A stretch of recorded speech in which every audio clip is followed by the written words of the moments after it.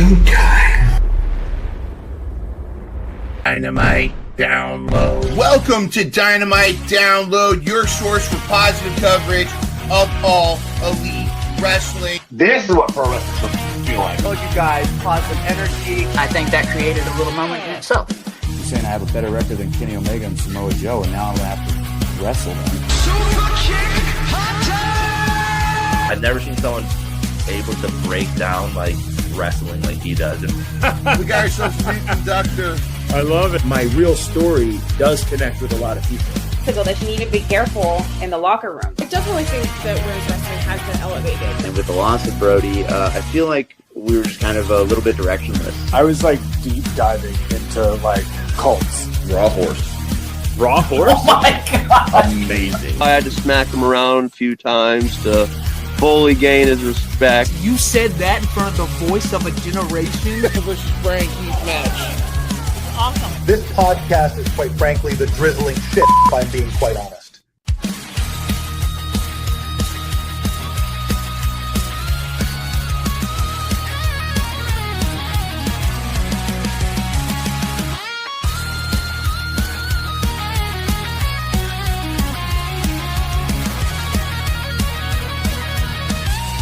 Today spread positivity about AEW. Welcome to Dynamite Download.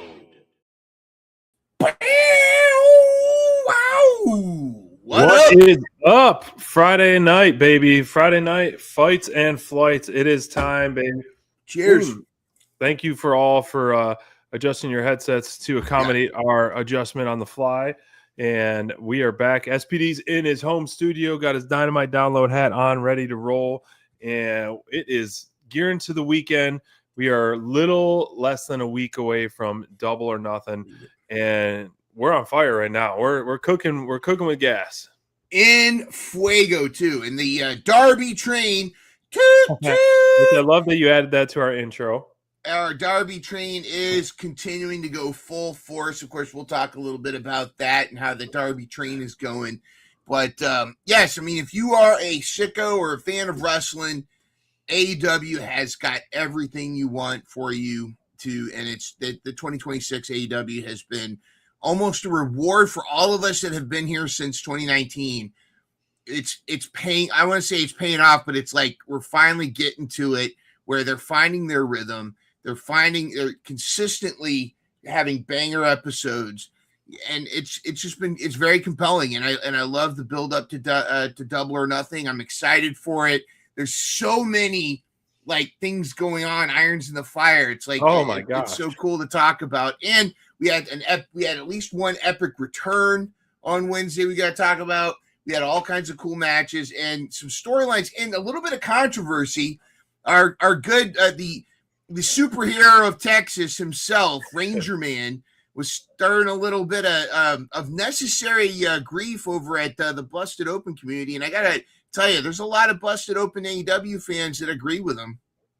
And shout out to Deb Housen. I must have missed this. Enlighten me about Ranger Man. Is he going? What's he going for? We can always let him get the details, but basically, it's kind of understood that Bully Ray is not much of a Tony Khan fan.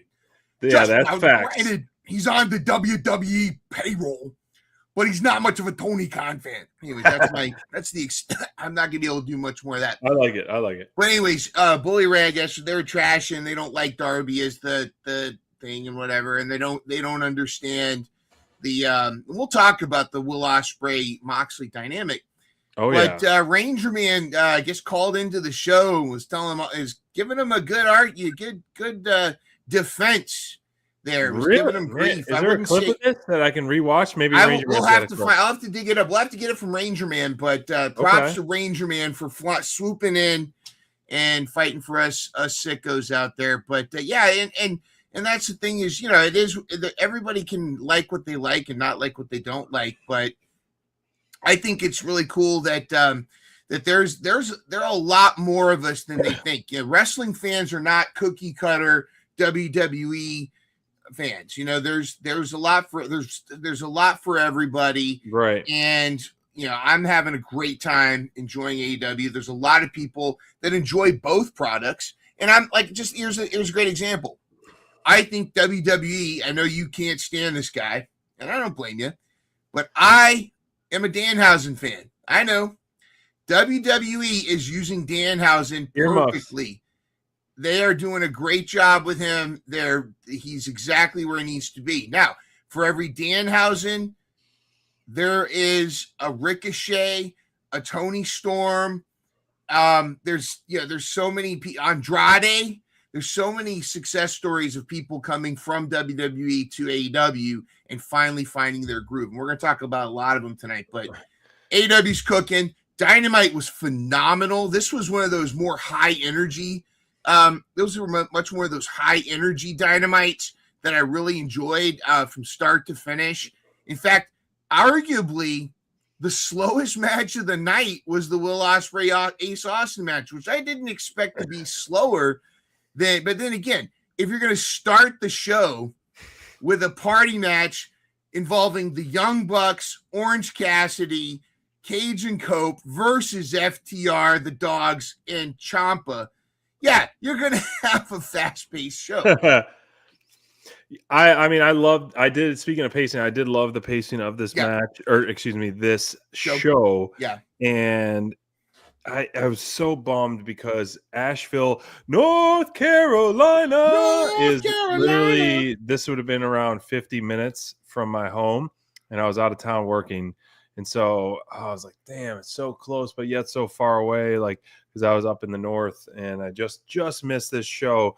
Unfortunately, I would have loved it. I loved it, especially with Will Ospreay returning and, Bucks and Cope and Cage and everything in between what we saw. But this show, we'll dive into some of the stuff, but I sent you this because I was curious of like, this is a cool graphic and, maybe a little not everyone's, it's a subjective thing. Your personal Mount Rushmore. Now, are any of these 4 wrestlers on your personal Mount Rushmore as of today in AEW for you? 3 of them are. I would make one replacement, and again, this is not taking away from his legendary status, but Sting hadn't been in AEW long enough to be an AEW legend. Are we talking AEW Mount Rushmore, right? AEW Mount Rushmore, yes. Yeah. I would definitely, 1,000% Moxley, 1,000% Tony Storm, and 1,000% MJF. I agree with you on that exact front, 100%. All 3. I would replace Sting with Kenny Omega. I would replace Sting with hold on. Wait, you want to put Kenny Omega on that Mount Rushmore? Chris Jericho. You just made the list. You just made the list. Right. You know what? I would like to take that. Now, this is that's so hard. How do you not put Kenny Omega? How do you not put the Young Bucks? Like, but to me, like the name Jericho had to go along with the creation of AEW, that is worth its weight in gold. But then everything he's done to deliver. True, but this is tough. 2019 Mount Rushmore, I would put Jericho, and of course Tony Storm wasn't even who she is now, and MJF wasn't quite the MJF he is now. If this is a 2026 Mount Rushmore, Moxley belongs there still. He is such a backbone of this. 100%. Yeah. Tony Storm, of course, MJF, but I really do think. And you could even argue Kenny Omega. You could argue maybe Swerve or Hanger at this point. But you just made the list. You just made the list, Mind Runner. Yes. Yeah, I think Rosie says we made the list. There we go. There we go. This is so I gotta say I love the Owen Hart tournament. They made it so much so prestige, and I can't. What does it say in the center? The tournament finals at Forbidden Door, and I have the Mind Runner nitpick. But tournament final is at Forbidden Door. But did so? I gotta ask for clarification, unless I miss. First off, like I said, I love the tournament. However, I feel like this year it was kind of very anticlimactic. I feel like in years past they kind of like had the trophy out and we're talking about this, and they emphasized like the winner of this is going to be getting a title shot. But I don't remember them saying that at all. The winner of the tournament's getting a title shot. It's giving oh crap, this is due tomorrow vibes. Like, okay, like they just realized we got to start this now. Now you're right, because they used to bring out Owen's wife. They used to bring out, this whole pomp and circumstance, and maybe they'll do that next week. But it just kind of seems like, oh, by the way, here we go. And it could be, who knows what's going on backstage, or maybe some injuries, whatever. Here's my issue with this is the difference in the two brackets. It's like they're going two different directions. In this bracket, we see Samoa Joe, Will Ospreay, Mark Davis, Jungle Jack Perry, Brody King, Claudio, Swerve, and Bandito. I have no problem with any of these 8 men being in this tournament. Agreed. And really, especially the way that Mark Davis has been lately, I think any one of them this is great. And I do like that they're using the Swerve Bandito feud and the Samoa Joe Will Ospreay that's going to at Double or Nothing, that's going to kick off the tournament. Sure. However, you're right about they haven't really been promoting this as much, and the importance has kind of fallen off. And I kind of feel like Forbidden Door, has that always been where they crown the champion? Because I almost feel like that should be All In, where they crown the champion.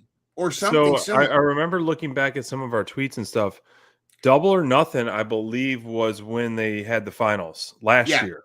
Yeah. So we're kind of behind the 8 ball a little bit here, which is fine because a lot of things have been going on pretty good. But they made it so much more important of a tournament because of this is like the winning the Royal Rumble for WWE. Like you win this tournament, you're main eventing All In, or you get a title shot at All In. So that's huge. And one of Tony Khan's strengths is also one of his weaknesses.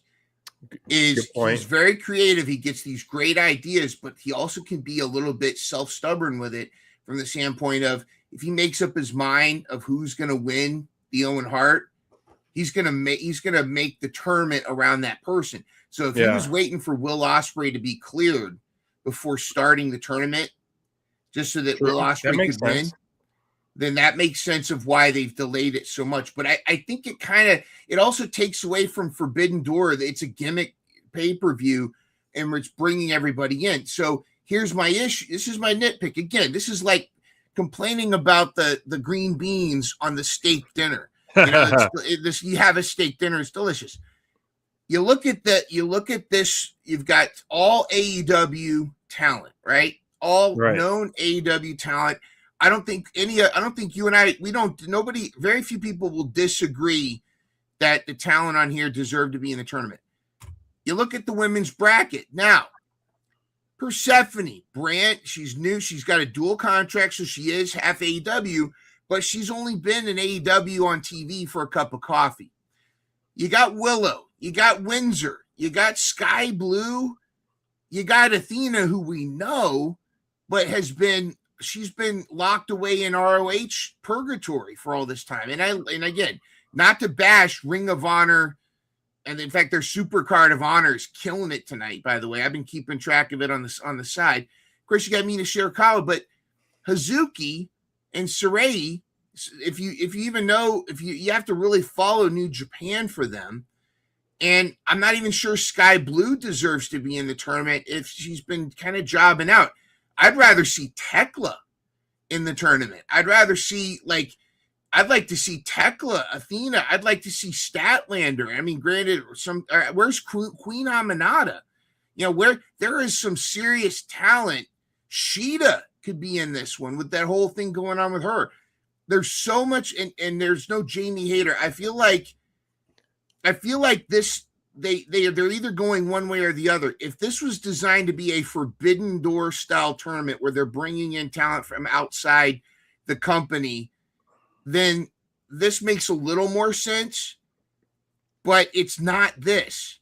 This is the Owen Hart tournament, not some international tournament. They could do a separate international tournament where they bring in people, but no, this is the Owen Hart. It's supposed to be prestigious. It's supposed to give you the golden ticket, the Willy Wonka golden ticket magic thing. And so I 100% agree with you. Like the men's bracket is solid. it's solid. Surprise, no Kenny Omega. Surprised, I guess. No Hangman, no wild card. I'd love a good wild card. Throw it in. Some may say it's a little lazy booking of like, rematch Jungle and Davis, whatever. They all have their place, because to me, the road to this, you have Ospreay taking over Joe, which is the feud of that is kind of fun already, even though it's very new. And then Davis and Jungle Jack have a rematch. So if Davis wins, then you have Ospreay kind of getting that redemption level of after the match they previously had. And Ospreay then Davis, it gets its way to the finals. But the women's, to me, was so anticlimactic and disappointing. No knock on any one of them in the brackets, but when you have, if this is true still, if you have the title shot for the biggest show of the year on the line, you should have former champs up and down this list. Yeah, in my opinion. Here's another thing. It's Sarray has announced on her Instagram. I don't even know who that is. Well, she actually went to NXT for a hot minute. They tried to do some kind of hentai thing with her. She's a Japanese wrestler. She's really good. She's really solid. But she was at NXT for a cup of coffee, then left and got out of there because that gimmick was terrible. But she's really good. But she's got a neck injury. She's going to be out for a while. Now, they haven't said anything about it, but it would be interesting that they put her still in the tournament even though she's injured. So who knows what's going on with that? We haven't had any promo, any packages for Hazuki. I think it'd be interesting for them to announce that Saray's out. There's going to be a wild card replacement. Right. Now, unless the other rumors are true that there's a mini Mortos on the way, I think it would be great to see the CEO return. Yeah. And Saray's replaced. But see, here's the thing is that there really hasn't been any, this definitely gives, oh crap, this is due tomorrow vibes. And I think if you were going to do this, Hazuki, you could have replaced Hazuki with Queen Aminata. You could have put Thunder Rosa in here. Heck, you could have put Thunder Rosa versus Persephone. I think that would have been compelling. Right. And you could have put Queen Aminata versus Sky Blue. You could have, there's a lot of adjustments that could have been made. And, but then again, this is what we got. This is official. So again, strap us in. Let's make our picks. Who do we think is going to take the Owen for 2026? This is pretty cool history. Like, I didn't remember everyone who won. And, now I was like, oh, yeah, that's right. The former couple, the former Bebe DMD couple. But, I mean, looking at this, like, just look at last year, Hangman and Mercedes. Wow. Talk about marquee names. Now, if you had to put two in the finals, before we reveal our picks of who's going to win, who do you have in the men's final and who do you have in the women's final? All right, hold on for a second. I'm looking at the past. Currently, there's only one of those 8 that's active in wrestling right now. And there's only 3 active still on the roster in AEW. That means there's 5 that are no longer active AEW wrestlers. And there's 2 of them that are in WWE. Is it the curse of the Owen? The curse of the Owen Hart could be. I don't know. Willow, hang in there, girl. In the finals, let's go back through. My pick for the finals is Will Ospreay versus Swerve. That's my pick. It's money. That's a money match. That's 100%. my forbidden door. Will Ospreay versus Swerve. I think I agree. That's going to be the ultimate showdown. I think it's going to be Willow versus Athena for the women's. So there we go. I think so. I'm with you on the men's, but I feel like it's going to be, because it's at Forbidden Door, you're going to see Persephone versus Athena. Ooh, now that would be good. Just because it's at Forbidden Door. If it wasn't at Forbidden Door, I would say otherwise. But now that would be a solid match. That would be solid. And then that gives Persephone some street cred. If she takes out Willow or Windsor, then that's like extra street cred. But here's who we got picked for our winners. SPD and Mindrunner picking this. We both are in lockstep with Athena. The time is now. Who knows what's going to happen at Ring of Honor Supercard at the moment because we got our correspondent ALW texting us. He just broke the news that the Outrunners and Dalton Castle are the new 6-man tag team champs in Ring of Honor, and so we'll see if Athena does drop the title, which I would be open for that because then that now shifts her here back to AEW, which we've been kind of trying to figure out, like, how can she drop it safely in a sense and do this. But I think you got to capitalize on it. You got to give her the summer to push. Yep. And same thing with Ospreay. Everything that's circling around him now, this is his moment to be the headline marquee moment for All In. And why were you thinking Swerve? And I don't hate the pick. I think Swerve. I think what's going to happen is this is the storyline twofold. Is you've got two converging storylines. Swerve feeling like he's not getting his due. He's going to be the most dangerous man. He's going to fight all his way. Meanwhile, we've got this storyline of Ospreay having to go dig deeper and be a bird of prey. I think it's going to get to the point where Ospreay's not going to like who he's becoming, and he's going to have that moment of hesitation. And Swerve's going to be able to do what Ospreay can't do and go that extra little bit of evilness. I don't want to say evil, but danger. Yeah. And he's going to, and then that's where Moxley's going to say, see, Swerve beat you because he could do what you can't, what you haven't been able to do yet. So I think it's Swerve's to win. Plus, if you also look at the title from what it really represents, it represents kind of an acknowledgement of who has been that workhorse, exceptional athlete in the industry in AEW. That's who Owen Hart was in WWE. He was that guy. He was the guy. He wasn't he wasn't the Steve Austin. He wasn't the Hulk Hogan. He wasn't even Bret Hart, but he was the guy. He was the guy that could do any match. He was the guy that could make anybody look good. He was like Kurt Hennig level phenom who could make anyone, and he was beloved in the locker room. And he was just that there's so much of who Owen Hart is attached to this title that it goes to it's in a way, this is more of an acknowledgement from the locker room of, hey, you're that person. And I think with the case for, I think we both agree Athena's that person on the women's roster, but I think Swerve, the only thing that takes away is that Ospreay's been out for so long, where Swerve has been that guy. Swerve has been that guy for so long. Even though Swerve was out for a little bit, Swerve has been that guy long. He's been back longer, and I think it's due for Swerve. I would not be mad about either choices on those ones. But I'm just so here for. I'd be fine being wrong on this, though. Yeah, absolutely. Yeah.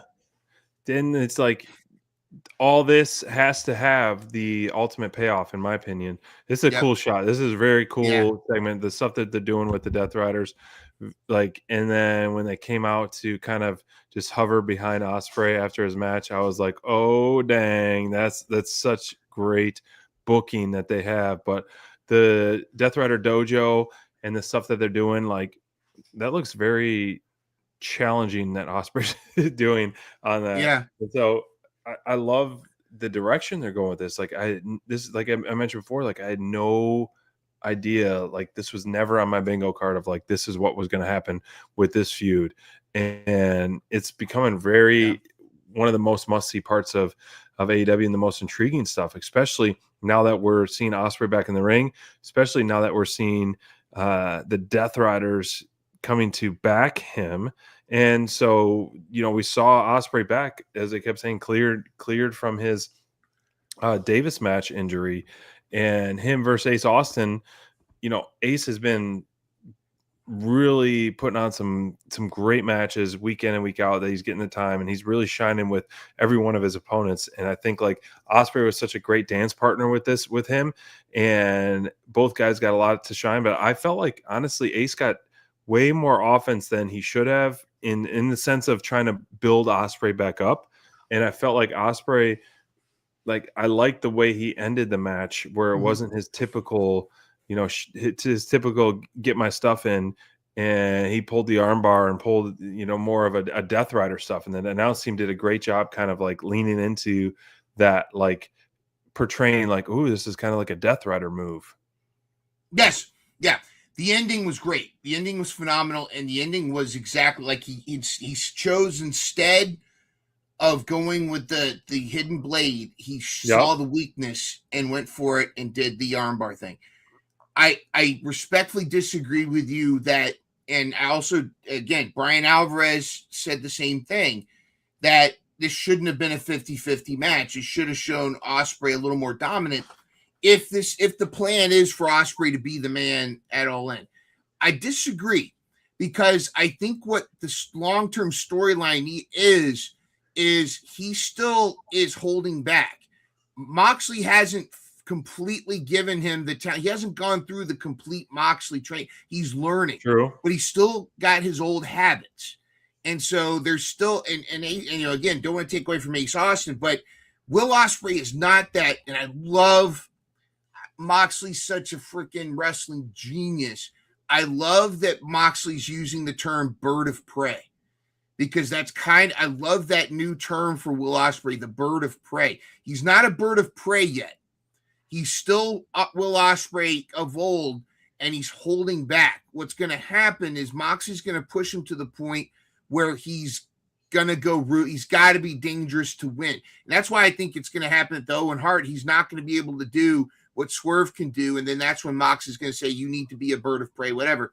But I think this was great. I think this was a phenomenal match. It was weird that the audience didn't seem like they were as into it as I felt like they should have there, because there were some great freaking moments in this.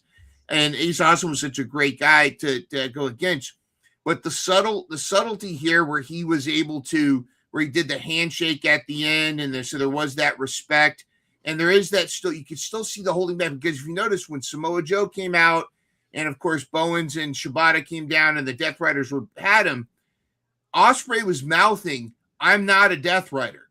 Like when Right. Samoa Joe was saying, oh, you're with them now, he was trying to make it adamantly clear that he's just training with them, but he's not a Death Rider. But Moxley's got that shit-eating grin behind him, knowing, yes, you are. You just don't know it yet. And that's the thing, is Moxley's already planted the Death Rider seed. And now he's just slowly, what we're going to see is going to be art. Between now and August, we're going to slowly see Will become that bird of prey. Yes, and Moxley's. I love bird of prey because, obviously Ospreay like a bird, but now that you're explaining it, it makes sense. It's like, it's still very new, the Will Ospreay dojo training. So you can almost have him not lose, but it almost be like, oh, why aren't you mopping the floor with this guy, essentially? But at first it's like, I want him to come out swinging and like not squash, but look, really have a dominant performance, which he didn't have a pure dominant performance with Austin, which is great because Austin got time to shine. But I feel like I'm waiting for the part where it's like, he's in a match, then Moxley comes out to the ramp and is just crossing his hands, or Marina comes to the ringside and he's like watching, and they're just watching from afar. They're not doing anything. They're not interfering. They're just watching. And he gives the old like thumbs up and they're like, something like that. Maybe that happens to the final where it's like Tiger Driver, that'd be free, cool. And then it's like boom, or like the Death Rider grip or whatever it is. So I'm waiting for that point. Like that's going to be like the slow build, hopefully, for him to really kind of go all in on that. Find a babyface wrestler that wants to take some time off, and have him do the Tiger Driver on him, and he's out. Put him out for a while.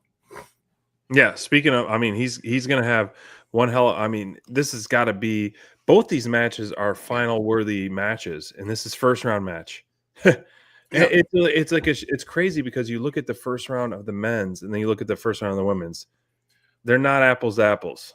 No, it's quite the difference of caliber of match, in my opinion. But it is what it is. It's going to be great. And as it always does, we see a bigger picture. Like you said, kicking off the show for a party match, 5-on-5. match. And this led to finalizing the teams for Stadium Stampede as well. But yeah, man, do you think Cope and Cage are going to do it at Double or Nothing? I don't know, man. I don't know after tonight I'm torn. or after Wednesday night. I'm torn. Can I tell you though? This was such a fun freaking match to watch. My thoughts as far, I mean, we could talk about the match, but I'll just say this. I don't think this is over yet. I think that FTR is going to retain, but we're going to get one more shot. I don't know. Wow. I don't know. I don't know how this, or Cope and Cage will win, but FTR is going to have some kind of rubber thing. We got to get Cope and Cage have got to give us that TLC with the Bucks and FTR before they leave. They've got to do it. Come on. What are you doing? I mean, at this point, you could do like a 4-way TLC with the Dogs, FTR, Young Bucks. I don't think the Dogs have earned it. I think it's got to be Bucks, FTR, Cage, and Cope. It's got to be those three, and it's because those are all those are the there's a legendary mystique. The only other team that could possibly do this would have been the Briscoes. Unfortunately, we can't do that. But this is what's got to be, because FTR, they're kind of filling in as the Dudleys, and the Bucks are kind of filling in for the Hardys. You got to do it. You got to do that match. But this was awesome. This was the second most awesome spot in the entire match. What was your favorite spot?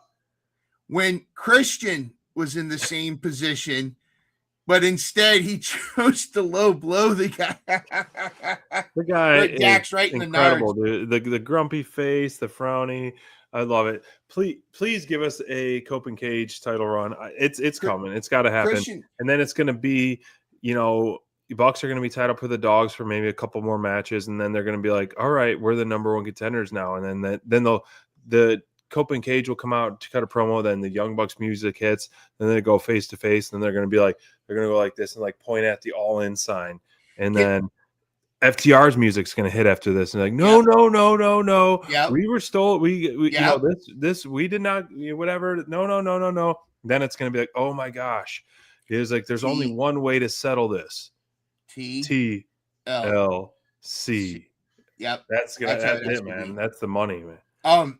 Can I just point out something? Orange Cassidy was in this match, yet he was not the top comedic wrestler in this match. He didn't get the biggest laugh spots. He had his spots, and I do think the spot where he put Christian's hands in his pocket was great. But Christian threw him over. The asshole Christian is reluctant babyface asshole Christian is the best Christian Cage ever. It's just it's so good. And it's, I mean, as a fan from Edge and Christian back in the day, back in the 2000s, this is great. I'm loving this, and it's just so great. And just the stuff he's doing and the persona, I'm loving it. I'm here for it. But again, the Bucks doing always recreating their moves in new ways, finding new things to do. That double thing, that whatever Nick Jackson did off the ropes with the Dogs. Dogs are great dance partners, and we got to give flowers to Tommaso Ciampa. Tommaso Ciampa is another one of those guys. I mean, he came from WWE to AEW, and he's just in the mix with everybody, and he's just, he's having the time of his life, and he's doing great. And of course, when we know he's got somebody with this target on his back at this point. So, anyways, good stuff. Welcome back, Mark Briscoe on Team SPD. Thank you for coming back. And he's got a grudge match. I want to shift gears for a second because I almost forgot about this, and I can't, but I'm put his picture up. This is not what we're going to talk about from hearing from him, but the opening of the show. Cinema. The opening of the show, Renee looking to go talk to MJF, and then, contemplating putting his hair on the line and everything, and then walking backstage with about 20 different bald guys. That was pure genius Yeah. on AEW's point. That was so funny. And MJF played his role so well. The slow pacing, the facial visuals, and just like, oh gosh, it really, it's just hair. Well, I have a lot of it. I would not want to go shave my head, but the fact that it's that much more of an important stipulation, it is so funny. This is why MJF is an all-time legend in wrestling. Because when they announced when it was going to be the hair match, when they first said, when Darby said that as the stipulation way back when at the beginning, it was a letdown because you and I we were overbooking. We were saying he's going to put a stipulation that Hangman now can challenge for the title, or he's going to say that MJF you have to never challenge for the title again, or something. We're coming up with all these stipulations, and then it was like hair, and we're like, oh. And it seemed like a letdown at first, but I'll be damned if MJF hasn't used social media and his appearances on TV ever since then to truly sell this stipulation like he truly fears this, to the point where even Alicia Atud, his wife, is on social media saying if he goes bald, she's going to quit wrestling. She's going to quit the wrestling business as a commentator. There's so much going on. He actually has now that he's part of the Sandlerverse, he's basically Adam Sandler's not Billy Madison. He's Happy Gilmore's son. Right. He's Adam Sandler's adopted son at this point. All the Sandler actors and comedians are chiming in. Kevin Nealon had some comment. It was giving him crap about becoming bald and saying it's not going to be all that bad. Shooter McGavin was even chiming in on the fairway to hell matches and stuff like that. So all the Sandler universe is chiming in. Everybody's participating on pushing this stipulation that it has gone from a letdown to I'm totally engaged in this now. And of course, the climax was the contract signing. We'll talk about later, but MJF has done such a tremendous job selling this stipulation as it actually could stop him from wanting to go for the title. And it's segments like they started the show with, where he's walking around looking at all these bald people, and of course Ricochet at the end. It's okay, you'll look fine. Not like me. I thought this is cinema, but this is why MJF belongs on that Mount Rushmore, and he will go down in history as one of the all-time greats. Man, I can't believe that opening segment was just so good. And you're right. And that's why, as we showed at the beginning of our show here, that's why he's on the Mount Rushmore, because he's gone to the next level. He's taken it to the next level, as not only as a wrestler or as a promo guy, but as an ambassador to the company, officially and unofficially. Deep down inside, yes, but he's not going to come out and say like, I'm an ambassador at AEW, but what he's been doing with his second title run and everything on social, he's really stepped up his game, and it's been very, very good. And there's people are saying like, him as the main event at pay-per-views, the buy rates are high, the ticket sales are high, so he is definitely a draw. Another guy who's a draw is the Jet, Kevin Knight. He's almost going 2 belts. I honestly thought when Speedball finished his match and he was going for the open challenge, I thought we were going to see Speedball, his music hit, and be like, I'm challenging you. And that was going to be like, because they were kind of standing close to each other, and I really was like thinking that was going to happen. Yeah, I want that to happen, but eventually. I don't want them to ever have a blood feud. I want it to be like an honor feud, a friend feud. But we got something better, and who better than Brian Cage, the Machine? 100%. Oh my gosh, this was a unexpected return. But you're right. Who better than Cage?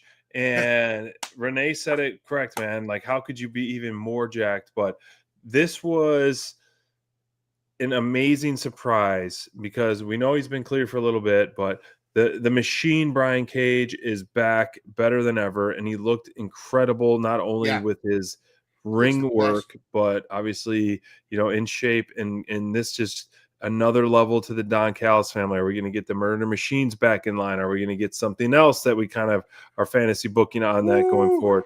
But man, Cage was one of the standouts of Dynamite last night. Yeah. Yes, he didn't win the TNT title. We were pulling for him to win it, even though Kevin Knight's doing awesome stuff. But the return of him and just his one-of-a-kind offense, one-of-a-kind agility was missed in AEW. And did he put on an awesome match with Kevin Knight? And Brian Cage, and I think people forget that the Swolverine. That's right. If you ever catch him when he was Thanos in was it AAA? Yeah, they would do like the Marvel wrestling too. He's such a jacked big guy, but he's so quick too. And he is such a phenomenal athlete with this. When he returned, I mean, he looks great. It's fantastic. I love that there were comments saying that even his deltoid or even his chest looks like a miniature Brian Cage flexing. Like if you look at the outline of his chest there. But it was so great to see. I mean, I would not have been mad if he won. If he beat Agree. Knight, right. As much of a Kevin Knight fan as we are, it was great to see him back. What a great return. Of course, shout out to RPG Vice looking like fucking Sonny and Crockett and Tubbs. But I think that this was great. This was so great to see him back. It was such a great return. He got a good pop. They were great. And it was and he got to showcase. There were a couple times I think he saved Kevin Knight. I think there was one moment where he kind of saved Kevin Knight from breaking his neck. Kevin Knight shot over him on a tope, and I think the plan was he was supposed to catch him in a fireman's carry, and Kevin Knight kind of went over, and Brian kind of grabbed him and kind of helped him fall in a easier way. So, that's one thing about Brian Cage is he protects his guys. I can't wait to see what's next for him. And you and I were going back and forth. Great minds think alike. We were thinking, well, of course, Murder Machines. But what if there's a guy that we've been talking about that ever since he lost his tag team partner, he has been this beast, and he is a current champion. But what if, where did I put it? Where did I put the graphic? I put it somewhere. Where did I put it? Near the top. Near the top. Is this it? Nope. There we go. What if the Murder Machines, Brian Cage, Mark Davis, Lance Archer become the trio's Murder Machines? I was just thinking because, you think about Brian Cage and Mark Davis would be a tremendous tag team. You put Lance Archer, you got the Murder Machines. Who could stop them? Who better? Who better? Who could stop this trio? The Murder Machinezilla. Machinezilla. We'll come up with figure out something. Or just keep Murder Machines. Right. I mean, you have three behemoths, three violent men. If you went for the trios title, I really have no idea that no one could stop them. When the Dogs won the titles for a quick 24 hours, it's like, okay, they're gonna have an awesome run. They're violent, they're aggressive. But if you're talking these three guys for the trios titles, sign me up. Please do. Can you imagine just the domination of these three? I mean, if they went against the conglomeration right now, it would be a no contest, in my opinion. I mean, and I love the conglomeration. I agree. I love that they're doing with the titles, and I want them to have a little more run. But you put these three, these are giants, and you're going against three Davids. I think what they should do is they need to now. Granted, Mark Davis he's got to defend his title. That's fine. I think that these three need to go on just a domination run. Just whether it's you could sure have some squash matches too, but they need to go in. Top flight, smush them, where I think even conglomeration, just like everybody needs to end up looking like Beetle Bailey after the Sarge beat him. They just need to go through and just dominate everybody and then just make their way and then become the trios champions. I think that's what needs to happen. And I think AEW needs AEW needs their own female. They got the female version of it, the domination, divine domination. AEW needs their men's domination, and I think that's what they need. Oh, what's this? A super chat party. Hey, let's get our one OG going buddy here. Brian. You know, we haven't had in a while. We haven't done, well, do we want to do Baldy? Let's just go old school super chat party. All right, here we let's go. do it. Super chat party!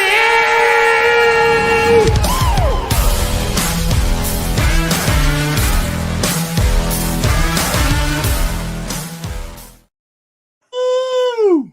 Thank you, BR. Good to see you, buddy. We miss you. Thank you so much. I know it's been a while. I know, especially we're switching up our day today, and then you're tuning in. I thought I had in my desk drawer. Well, I got plenty of these, but I thought I had a dangly. I could throw it in for that super chat party. Yes. And guys, say congratulations, BR, on your exodus. I'm not going to dox you and say anything, but congratulations on your exodus there in your new house. Great, congratulations. I got LA. You know, I used to go to LA a lot for work, and ain't the same. It's a tough town. It's a tough town, and I used to live in New York City, so LA is a tough town. Oregon, like beautiful. The Pacific Northwest is beautiful up there, and a lot of fresh air, a lot of beautiful scenery. So good. That's good, man. Settling in. Good to hear. Real quick, I got to just say also an update here. It's we got a like from Lance Archer on our idea for the Murder Machines trios. Hell yeah. 1/3 of the Murder Machines trios is officially on board with it. Let's get everybody on. Don Callis, of course, the mastermind. You know what he's got planned. So it's going to be pretty cool. Awesome stuff. Awesome stuff. It's Where coming. are we at? Let's do it. Throw it out in the universe. Out in the universe. So I want to move to the main event because I want to talk a little bit about this. We got some stuff about the Darby Express, and we got some stuff about. Here we go. Let's go where that is. You got it. Yep. I just passed. Sorry. Spoiler alert! There we go. go. It's kind of cool with the graphic with Takesha's horns. So originally it's supposed to be Okada. Takesha stepping in on that, and what was your thought? You know, okay, this match. Darby's reign, I think when Darby won, I was all for it. Like, you know, put us on the Darby Express, a lot of fun, different, high energy, you know, as I said before, and I think Darby as well, like, this is going to be fast and quick. This is going to be the most impressive, one of the most impressive reigns in the shortest amount of time, because not only that's just kind of like Darby's different, but also physically, I feel like he's walking. He's on borrowed time right now, especially at some of these matches. Okay. This match was kind of shocking how I enjoyed it, yes, but I was almost like shocked that Darby's the champ and Takesha's kind of having his way with him nonstop. Like, I felt like Takesha was more championship material in this match than Darby was, my personal opinion, because he was hitting all his stuff and doing all this. And like, you know, Darby was almost kind of, I hate to even go down this road, cheapening some of Takesha's big time moves. Like Takesha hit all his finishers, and Darby was like for minutes straight taking defense, taking hit, have to hit, and then you get the knee and the blue thunder bomb on the outside and all this, and it's like, and then he's kicking out, and it's like, I know that's his resilience and his MO, but I don't know. I'm starting to struggle with these last few matches of Darby. But as soon as he wins, I'm like, yes, it's awesome because it's cool because Darby, you know, the Express. I don't know. I'm struggling right now. Please give me some light, Mind Runner. Well, my opinion.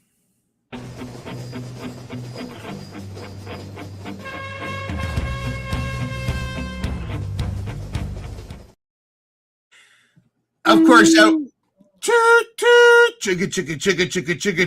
The Darby Express is continuing. going off the rails on the crazy train.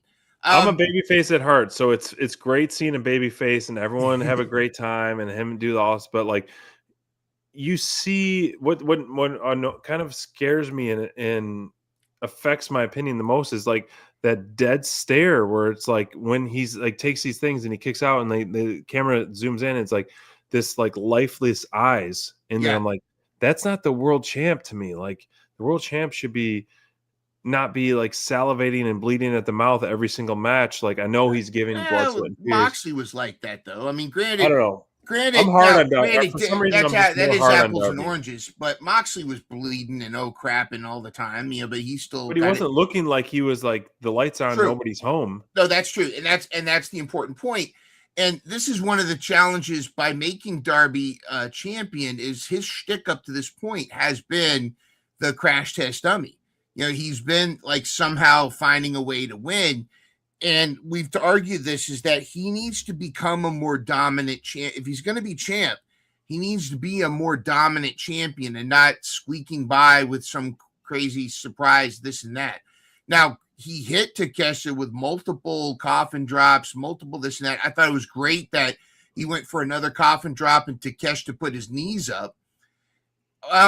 But I like that they switched it to Takeshita because I think that the story with Takeshita, it was more important that Takeshita did have him beat, did have him defeated, but Callis wanted him to use the ring, and it was his refusal to use the ring that gave Darby just enough win to get back and get the win. Now, it didn't happen right away because Takeshita still had some dominance after that moment. But to me, it was like Takeshita could have put him away and gotten the championship, but he to do the Don Callis way, and he didn't. And that's now continuing this, they find will they, won't they thing with Takeshita and Okada, and is he going to turn, whatever. But I agree with you to a point where Darby needs to be more dominant in these matches, but there's also physics. There's also the fact that you've got him. Darby's not a big guy. And so it's not realistic for him to suddenly big show these guys, and just, chokes. He's not going to choke slam Takeshita. He's got to do these Darby things to defeat him. He's got a David, the Goliath guy. And I think that was kind of the story here. And in a way, Darby is kind of that cockroach that you just can't squash. You get so close, but you can't. That's how dangerous Darby is right when you think you've got him or underestimated him, he slips out like a not scalded dog, like a slippery little snake, like Steven the Snake. Yeah, something like that. So that's what I think makes Darby the contender that he is. I did enjoy this match. That Blue Thunder Bomb on the floor. Dude, but brutal. The thing is this, Darby's shtick is he's been involved in car wrecks.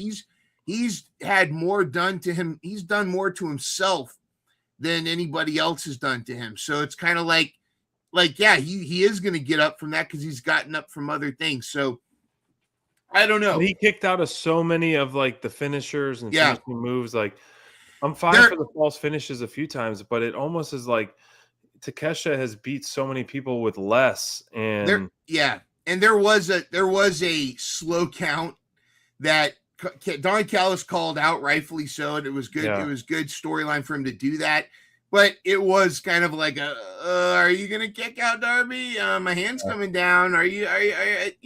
Yeah. But I'm enjoying the obviously Full Tilt. Deb's enjoying the Darby train. I'm enjoying the Darby train, and if it ends at double or nothing, so be it. But he's doing what he said he's going to do. He's doing what he's going through everybody.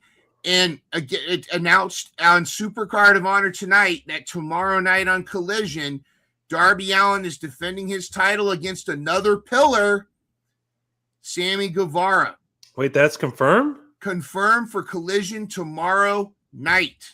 Wow. It is official. And I believe Speedball Mike Bailey on Dynamite. I was just going to say, I figured Speedball might be the last of his run leading into Double or Nothing. But It could be. he's doing a match versus Sammy. I did not see that. It was Sammy confirmed. and then Speedball. Yeah. So if he goes through Sammy and Speedball and then wins. loses it, wow, that's quite the run. And look, he's on borrowed time right now. I feel like he legit is kind of feeling the grind. And how could you not? Can we try something? We're playing around with some new technology here, and I'd like for the chat to help us out with this a little bit. We're playing around with this thing. We got a poll, and I don't know how this works. Type 1 or 2 in the chat. Type 1 if you think Darby Allin will remain champion at Double or Nothing. Type 2 if you think MJF is going to win the title. Are we going to get a bald MJF? So try this in the chat. Let's see what happens here. I like that. So MJF's run was and is very amazing for part 2, and then we had this kind of like out of nowhere reign for Darby, and it's been so fun to have this kind of switcheroo on it. So like I'm excited. Vote. Hold on. You can't vote Trace. So far this card for Double or Nothing, this is definitely not what I predicted to be the card, but no. The Owen Hart tournament adding 3 matches to the lineup really strengthens this card big time. Not only because it's great matches, but also like the stakes at hand with the Owen Hart tournament. Like these 8 matches are going to be incredible. Like who knows if they're going to have any more main card matches, but I feel like you'll see on the pre-show a trios match. I'm sure you'll have a TNT Open Challenge or TNT title match. Maybe that's when you get Speedball versus Kevin Knight for Double or Nothing. Yeah. Like I feel like that could be in store for that. Yeah. And we need Harley Cameron on this card, please. Somewhere, please. If she's not going to be in the Owen Hart tournament, Harley Cameron. Come on. Yeah, she should have been in the tournament. Let's talk about where we stand with the draft. Hot off the press here. And the Mind Runner FTD household, she's not in the chat like she typically is talking smack, but she should be talking smack. She should be talking smack because she's at the top of the food chain right now. Yeah. And you and her are battling out for the top. I had a nice night last night, a 3-point night. So back on the left side, back nibbling at the toes to keep my title to have back-to-back championships. But wow, it's coming. The train is off the rails on the crazy train, and she's got at least 2 more dubs before Double or Nothing. Easy dubs. And I wouldn't say they're easy because I know. You're right. Definitely not against Darby was one. I mean, clearly being her MVP pick already in the draft. And once again, we're doing a +2 post Double or Nothing, so it's going to be we're going into cooking with gas. I am so tempted to get Brian Cage as my +2. I can't believe he was gone for 14 months. I can't believe it. That's hard to believe. Moving forward. But you know what's not hard to believe is me picking him as my top performer because I loved his return and I loved him in the ring. Just everything from his just badass offense, looking like an absolute Wolverine machine. Yep. Just incredible stuff that he was showing, and it showed how much we miss him. And I've said it before, like he's one of those wrestlers. Like if I could ever wrestle, like that would be like the style. I would love to be like this power offense, but also this like being able to flip and do these super kicks and do this agility and everything in between. Like, and Takeshita, same thing. Like, man, the guy had such an amazing night, and we picked both guys on our top performer lost their matches, and that says a lot. Yeah, it does. It says a lot. It's because they shine. This is again one of the things I love that AEW does is the people losing the match still look phenomenal. They don't lose much by losing the match. Like they still are a dominant, character. It's going to be, and Takeshita was so phenomenal. We talked about Darby being the scratchy dummy, but Takeshita put on a great show, and he did help Darby look good. Right. In the match. Brian Cage, this dude needs gold, man. I mean, ever since he debuted at the was it the casino where he and he got the Taz, the FTW champion.